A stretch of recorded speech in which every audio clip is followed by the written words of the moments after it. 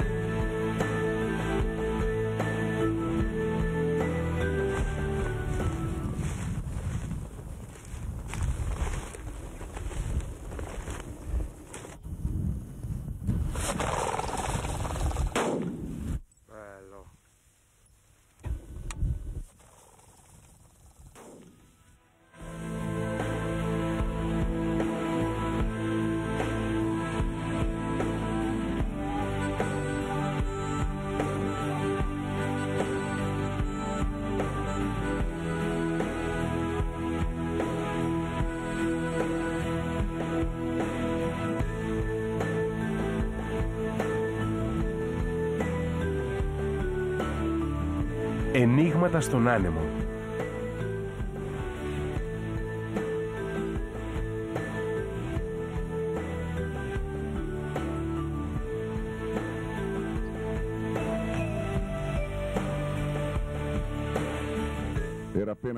Μόλις χθες αποχαιρετήσαμε δύο καλούς Ιταλούς φίλους που ολοκλήρωσαν εδώ την κυνηγετική τους εξόρμηση κυνηγώντας με 2 πόιντερ.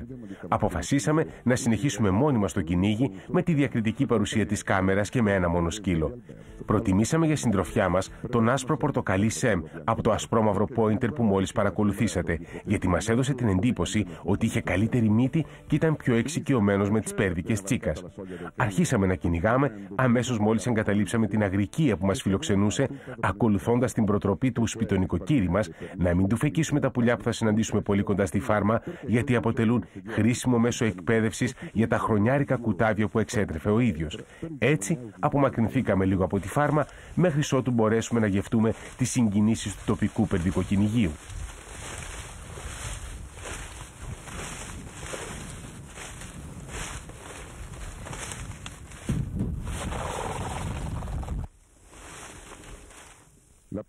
Κυνηγώντας στην Ουρουγουάη, ανακαλύπτει κανείς κρυφές χαρές του κυνηγείου που δεν σχετίζονται μόνο με το θύραμα.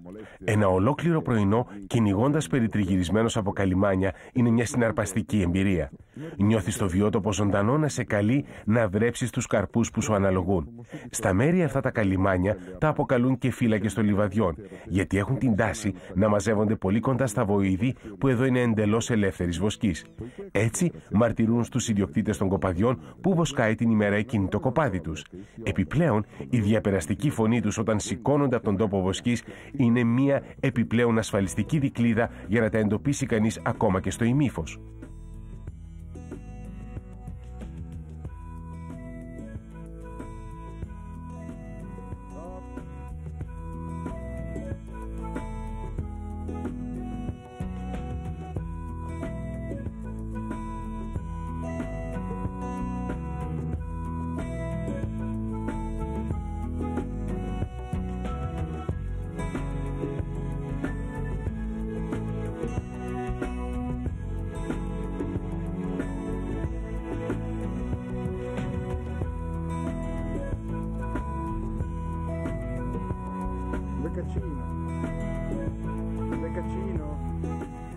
Κρίμα που αυτό το μπεκατσίνι δεν δέχτηκε τη φέρμα του Σεμ και απομακρύνθηκε με την κλασική zigzag πτήση του που ο γιος μου Αλμπέρτο χρειάστηκε να προσπαθήσει πολύ προκειμένου να την ακολουθήσει με τη βιντεοκάμερα. Συνεχίσαμε να κυνηγάμε τις πέρδικες τσίκας που μόνο όποιος τις έχει κυνηγήσει στα μέρη αυτά μπορεί να γνωρίζει τις ιδιορυθμίες τους. Η συμπεριφορά τους θυμίζει άγριο θηλαστικό που ελίσσεται ασταμάτητα προσπαθώντας να μπερδέψει τους διώκτες του. Οι zigzag πορείες τους και το ταχύτατο τρέξιμό τους για υπερβολικά μεγάλες αποστάσεις εξουθενώνουν τα σκυλιά και χρειάζεται να επιστρατεύσουν όλη τους τη δεξιοτεχνία προκειμένου να απογειωθούν τα πουλιά αυτά μέσα στα όρια βολής.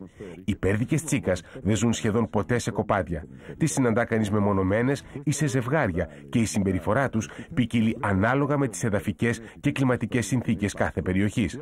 Στα κυματοειδή λιβάδια που πραγματοποιούμε το σημερινό κυνήγι, το αγαπημένο τους χόμπι είναι να προσπαθούν να μπερδέψουν τα σκυλιά τρέχοντας με εξαιρετική ταχύτητα και αλλάζοντας συνέχεια διεύθυνση. Η δεξιοτεχνία του σκύλου έγκυται στο να μπορέσει να ακολουθήσει τους ξέφρενους ρυθμούς της πορείας τους χωρίς να τις πλησιάσει περισσότερο από όσο πρέπει, γιατί σε μια τέτοια περίπτωση θα τις ξεπετάξει σε απόσταση πολύ μεγαλύτερη από εκείνη που μπορούμε να τις αποκτήσουμε.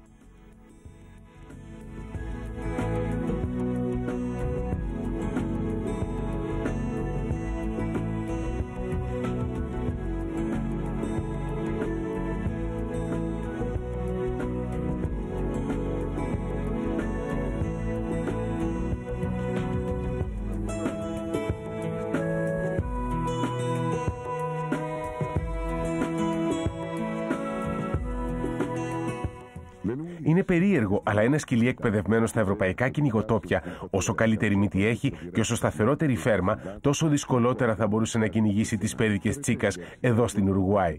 Για να εξηγήσω αυτόν τον ισχυρισμό μου, πρέπει να πω ότι οι πέρδικες αυτές συνηθίζουν να μένουν πολλή ώρα στο ίδιο μέρος, αφήνοντας έντονες τις αναθυμιάσεις τους. Μόλις αντιληφθούν τον παραμικρό κίνδυνο που μπορεί για αυτές να είναι ο ήχος των σκύλων και των κυνηγών, από πολύ μεγάλες αποστάσεις ξεκινάνε την ξέφρενη πορεία τους που διαγράφεται σε zigzag διευθύνσεις. Εδώ ο σκύλος χρειάζεται να πλησιάσει αρκετά προκειμένου να μπορέσει να διαχωρίσει τη μυρωδιά από την αρχική θέση της πέρδικας και τη μυρωδιά της πορείας που διένυσε. Στη συνέχεια είναι υποχρεωμένος να αγαντζωθεί στη μυρωδιά του κινούμενου θυράματος και να το ακολουθήσει συχνά για εκατοντάδες μέτρα. Αν κάτι σώζει την κατάσταση, είναι η εξοικείωση των ντόπιων pointer με το συγκεκριμένο θύραμα και η πληθώρα του θυράματος. Αυτή η πληθώρα που πολλές φορές γίνεται ένας επιπλέον επιβαρυντικός παράγοντας για την έρευνα των σκύλων μας. Λίγο η ισχυρή μυρωδιά της αρχικής θέσης της πέρδικας, λίγο η τοξοειδής ξέφρενη πορεία της και οι αναθυμιάσεις που αφήνει και τέλος οι διάχυτες αναθυμιάσεις από τις άλλες πέρδικες της περιοχής δημιουργούν στο σκύλο την ανάγκη να επιλύσει αλλεπάλληλες εξισώσεις. Κάθε στιγμή πρέπει να επιλέξει ποια είναι η ισχυρή μυρωδιά του θυράματος που ακολουθεί και να μεταβάλει την πορεία του μέχρι ότου επιτύχει ένα πλησίασμα στο πολυπόθητο θύραμα. Οι τσίκας μετά από αρκετή ώρα πείθονται ότι η πορεία τους δεν είναι αρκετά αποτελεσματική στο να αποφύγουν τον διώκτη τους και τότε προτιμούν την υπέροχη παραλλαγή που τους προσφέρει το έδαφος και δέχονται τη φέρμα συχνά μέχρι πολύ κοντινές αποστάσεις. Τότε είναι η ώρα της κορύφωσης για τον κυνηγό που ανακαλύπτει ότι όλες οι εξισώσεις έχουν επιλυθεί σωστά από το σκύλο του και βρίσκεται μετά από μια κοπιαστική πορεία επιτέλους μπροστά στο θύραμα. Κυνηγώντας πολλές φορές με σκυλιά μαζικής εκτροφής που ανήκουν σε κυνηγετικές φάρμες, έχω διαπιστώσει προβλήματα στη θυραματοφορία όπως αυτό που μόλις παρακολουθήσαμε. Είναι γεγονός ότι κυνηγετικά σκυλιά που έχουν μεγαλώσει με ένα συγκεκριμένο κυνηγό σε μια φάρμα, αλλά κυνηγάνε πάντοτε με τους εκάστοτε πελάτες της φάρμας, μπορεί να κυνηγήσουν άψογα, αλλά δεν αναγνωρίζουν τον κυνηγό αυτό ως κυνηγό τους, παρά μόνο αν κυνηγήσουν για μεγάλα χρονικά διαστήματα μαζί του. Αυτό γίνεται ιδιαίτερα εμφανές στη θυραματοφορία που αποτελεί την κορύφωση της συνεργασίας και της κοινής προσπάθειας ανάμεσα στον κυνηγό και το σκύλο.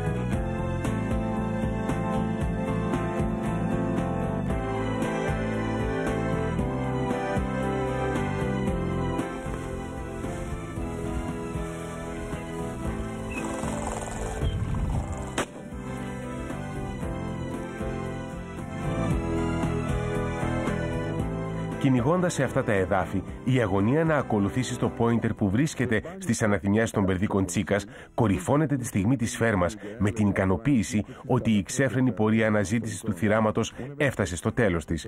Εκεί πρέπει οι ψυχικές και σωματικές δυνάμεις σου να σε βοηθήσουν να ολοκληρώσεις σωστά αυτή τη φάση με μια εύστοχη βολή.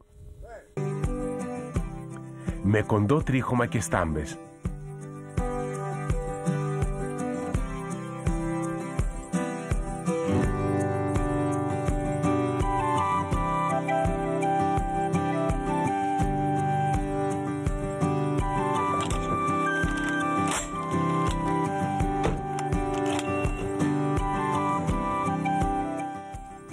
Δεν ξέρω πόσος καιρός έχει περάσει από την κυνηγετική εξόρμηση που θα παρακολουθήσετε.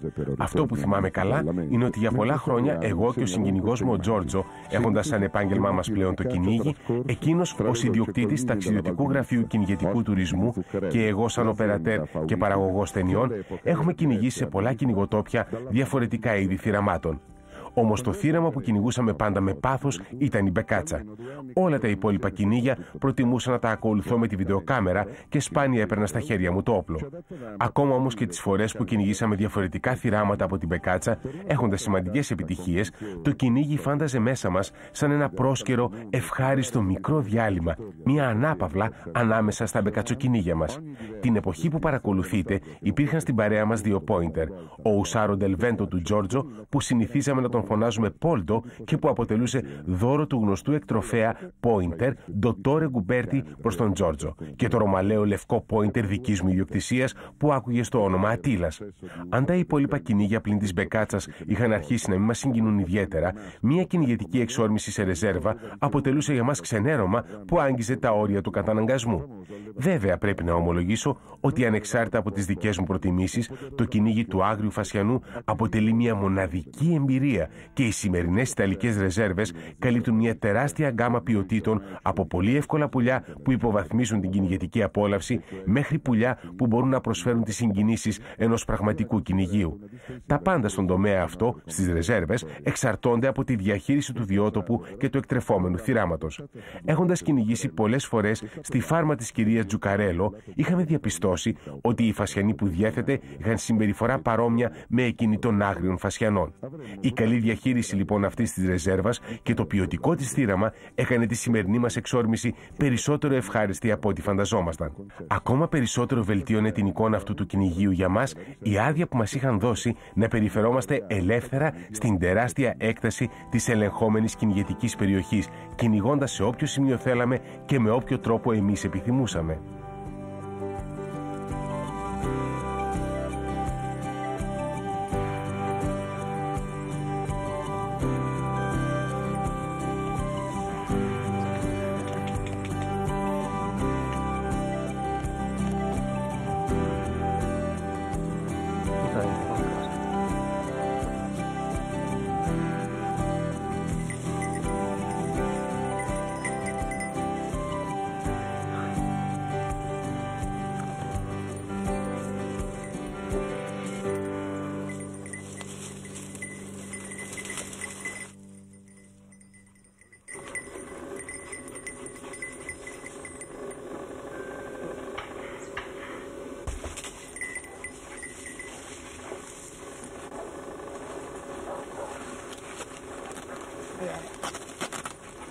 Sento che arriva l'altro cane.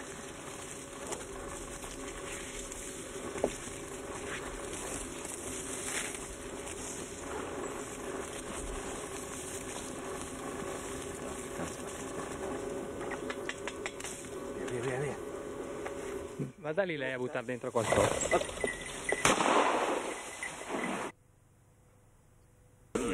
Poldo, porta qua.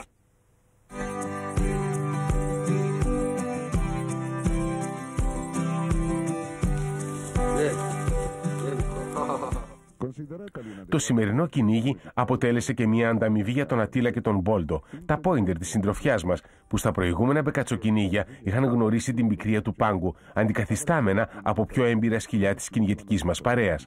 Παρόλα αυτά, στο σημερινό κυνήγι δέχτηκαν με υποδειγματικό τρόπο τις εντολές μας και κυνήγησαν μπαίνοντας συχνά μέσα σε πυκνά αγκάθια, διαψεύδοντας έτσι τη φήμη που υπάρχει ότι τα πόιντερ κυνηγάνε πολύ καλύτερα σε ανοιχτές εκτάσεις. Λίγο λοιπόν η απερίγραπτη ικανοποίηση των σκύλων, λίγο η ποιότητα του θυράματος έκαναν το σημερινό πρωινό μας ένα ευχάριστο κυνηγετικό πρωινό, ακόμα και για μας που επί χρόνια συνηθίζαμε να σνομπάρουμε τέτοιου είδους κυνήγια.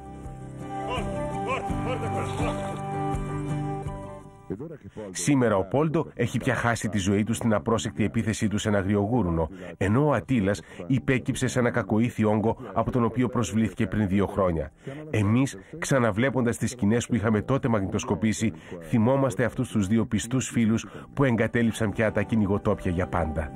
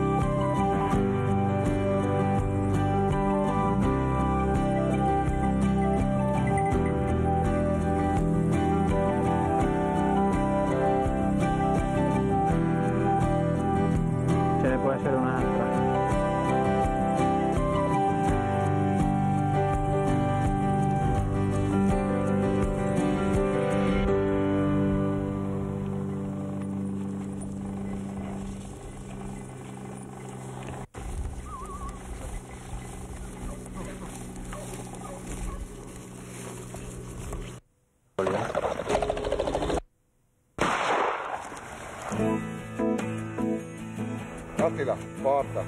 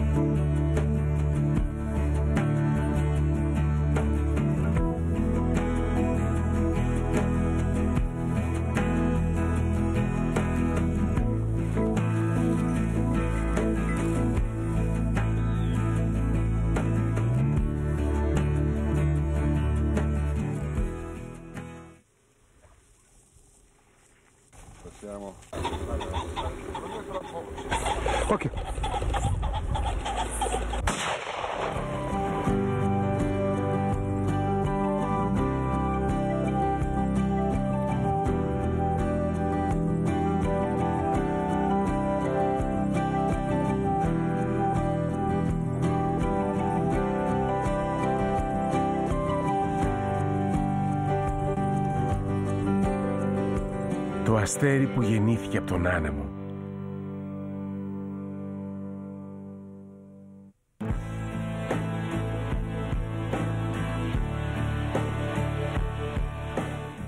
Να είμαστε λοιπόν και πάλι στην Ουρουγουάη, 2 χρόνια αργότερα από την προηγούμενη εξόρμηση που παρακολουθήσατε στην αρχή αυτής της ταινίας.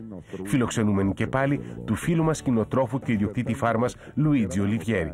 Έχουμε ήδη κυνηγήσει μια ολόκληρη εβδομάδα σε αυτά τα μαγευτικά τοπία. Σήμερα είναι η τελευταία μέρα πριν την επιστροφή μας στην Ιταλία. Όπως πάντα, κάτι με πιάνει την τελευταία μέρα και θέλω να γευτώ για τελευταία φορά τους καρπούς αυτής της γης πριν φύγω.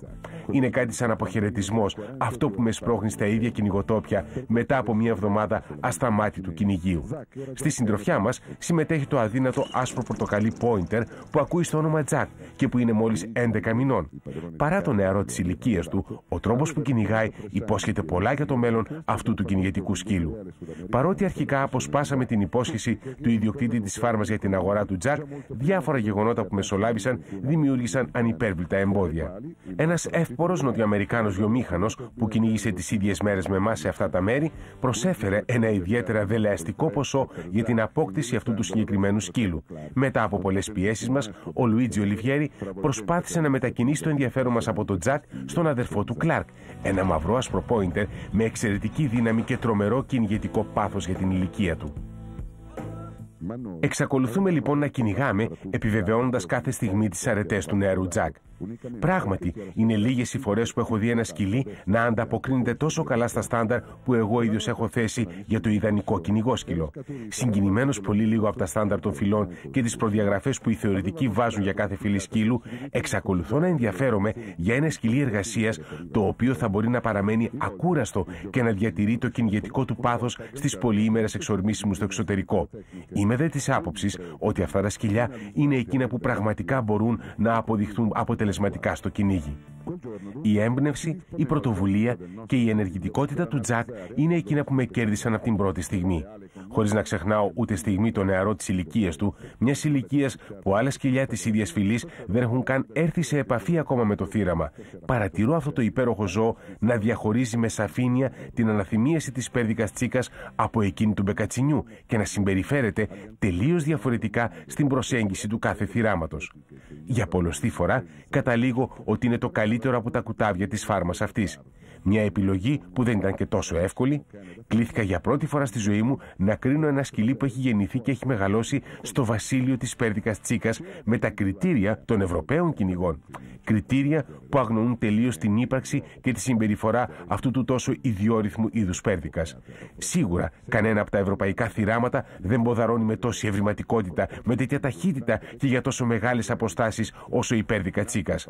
Σίγουρα επίσης δεν υπάρχει θύραμα που να απαιτεί τόση ταχύτητα, κυνηγετικό πάθος αλλά και εξυπνάδα από ένα κυνηγετικό σκύλο στο κυνήγι του. Αν επέμεινα τόσο πολύ στην απόκτηση αυτού του κουταβιού, δεν είναι γιατί αυτή την περίοδο χρειαζόμουν ένα ακόμη κουτάβι στην κυνηγετική μου ομάδα. Ήδη στην Ιταλία με περιμένουν 6 νεαρά σκυλιά τα οποία βρίσκονται στο ξεκίνημά τους και με τη σειρά θα με ακολουθήσουν σε κάθε μία από τις επόμενες κυνηγετικές μου εξορμήσεις. Έχουν επιλεγεί δε και τα 6 αυτά σκυλιά με τέτοιο τρόπο που να είναι πολλά υποσχόμενα για το μέλλον. Αυτό που με τράβηξε περισσότερο από όλα σε αυτό το σκυλί είναι η εξυπνάδα του, η μύτη του και η ευρηματικότητά του. Και αν γκουλουριάζεται κάποιες φορές μπροστά στο θύραμα, παίρνοντας μια στάση που θα προκαλούσε μηδίαμα στους φανατικούς των στάνταρ της φυλής, εμένα αυτή του η παρεκτροπή ελάχιστα με ενοχλεί. Εξάλλου, ξέρω καλά ότι σχετίζεται με την ιδιαιτερότητα του θυράματος που κυνηγάει εδώ. Η βεβαιότητα η δική μου είναι ότι το σκυλί αυτό θα χρησιμοποιήσει το μυαλό του και την πρωτοβουλία του για να κυνηγήσει εξίσου αποτελεσματικά τις μπεκάτσες σε οποιαδήποτε γωνιά του πλανήτη πραγματοποιήσω τα επόμενα κυνήγια μου. Αναγνωρίζω λοιπόν και ελπίζω το μέλλον να με δικαιώσει ένα εκολαπτώμενο μπεκατσόσκυλο στο πρόσωπο αυτού του σκύλου.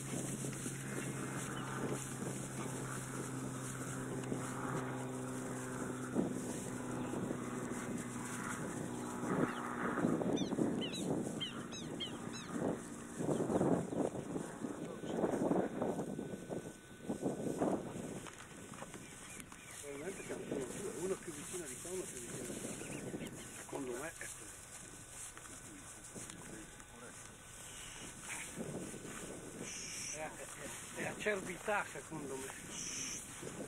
Secondo me il cane è acerbo, niente.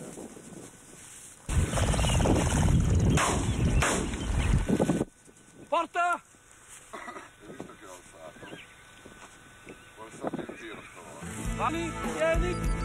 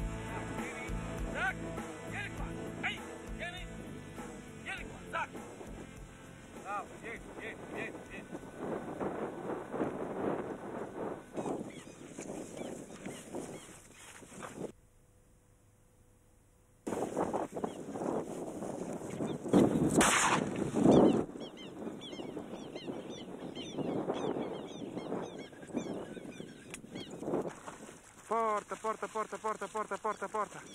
Porta, porta, porta, porta, porta, porta, porta, porta, porta, porta.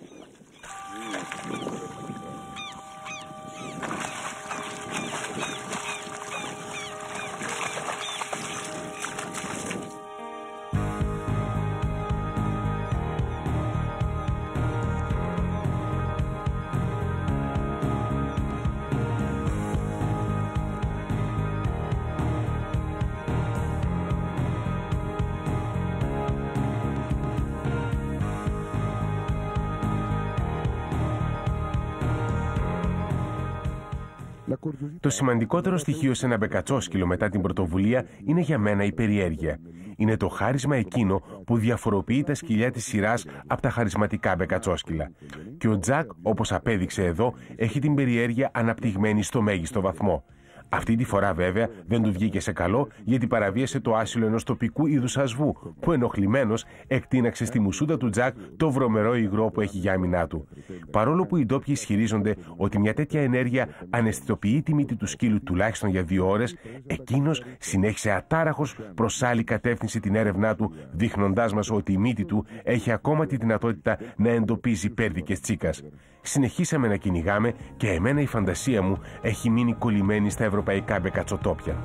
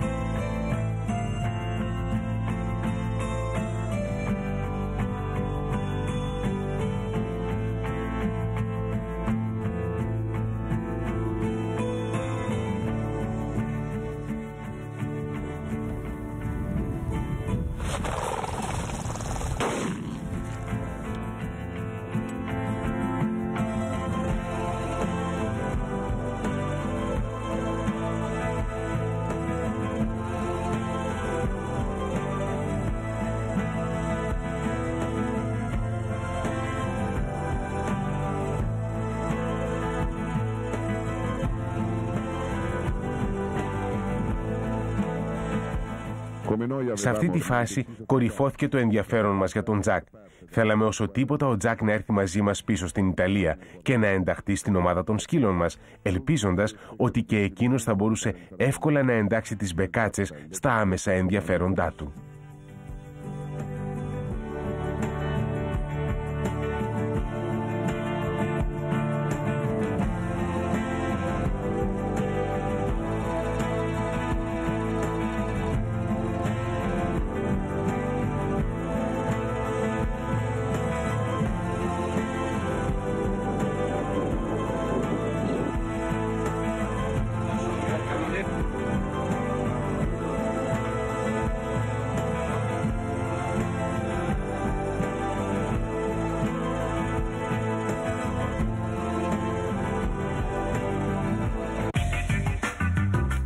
Από το 1992 θέσαμε νέες βάσεις για την ποιοτική ενημέρωση του κυνηγού.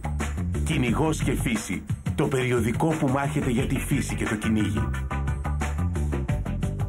About, οδηγός αγοράς με αξιοπιστία. Οδηγός αγοράς με παράδοση. Εδώ και χρόνια δίνουμε το ετήσιο ραντεβού μας για να σας βοηθήσουμε στις επιλογές σας. Με χιλιάδες προϊόντα για τα είδη κυνηγείου και σκοποβολής, με τιμές, προδιαγραφές και σημεία πώλησης. About, ο δικός σας σύμβουλος αγορών.